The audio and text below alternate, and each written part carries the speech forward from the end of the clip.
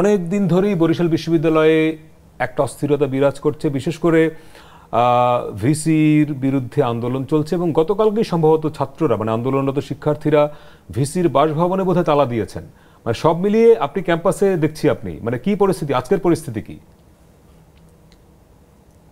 ধন্যবাদ আমাকে যুক্ত করার জন্য। আজকের পরিস্থিতিটা যদি একটু বলি যে আমি যেখানে আছি এর পিছনেই মূলত এখনো অবস্থান কর্মসূচি চলছে শিক্ষার্থীদের, এবং আজকের অবস্থান কর্মসূচির সাথে কিন্তু বরিশাল বিশ্ববিদ্যালয়ের বেশ কিছু বিভাগের শিক্ষকরা যুক্ত হয়েছেন।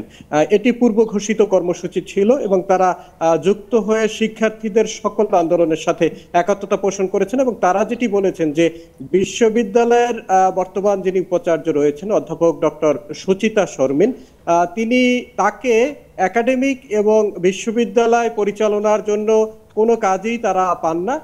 মাসের মধ্যে অধিকাংশ সময় তিনি ঢাকায় থাকেন, মাসে দু একদিন তিনি বরিশালে আসেন।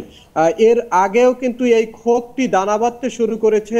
বরিশাল বিশ্ববিদ্যালয়ের উপাচার্যকে অপসারণের দাবিতে কিন্তু কয়েক মাস আগেও আরেকটি আন্দোলন শুরু হয়েছিল।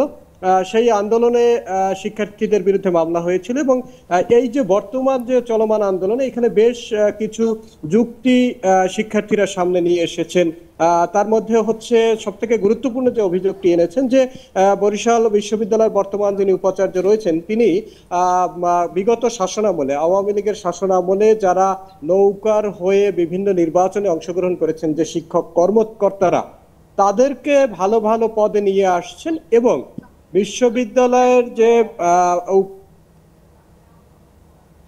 উপাচার্য ছাড়া প্র উপাচার্য রয়েছেন, রেজিস্ট্রার রয়েছেন এবং হচ্ছে ট্রেজারার রয়েছেন, মূলত সমন্বয়হীনভাবে একক সিদ্ধান্তের উপর বিশ্ববিদ্যালয়কে পরিচালনা করছেন, এবং তার এখতিয়ার না থাকলেও একজন সিন্ডিকেট সদস্য, সিন্ডিকেট এবং একাডেমিক কাউন্সিল থেকে ডক্টর মহসিন উদ্দিন, উনি ইংরেজি বিভাগের অধ্যাপক, তাকে অপসারণ করেছেন। অর্থাৎ অনেকগুলো কাজ তিনি করেছেন একক সিদ্ধান্তে, যে কারণে এই ক্ষোভটা দানা বেঁধেছে এবং সেটি এক পর্যায়ে এই এক দফায় এসে পৌঁছেছে।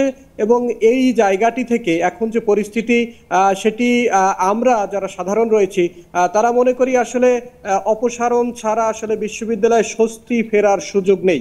কারণ 19টি ডিপার্টমেন্টের মধ্যে 16টি বিভাগের শিক্ষার্থীরা ইতিমধ্যে যোগ দিয়েছেন, প্রায় 8 থেকে 10টি ডিপার্টমেন্টের শিক্ষকরা ইতিমধ্যে সেই আন্দোলনে যুক্ত হয়েছেন, এবং এক ধরনের অস্থিরতাই চলছে বিশ্ববিদ্যালয়ে।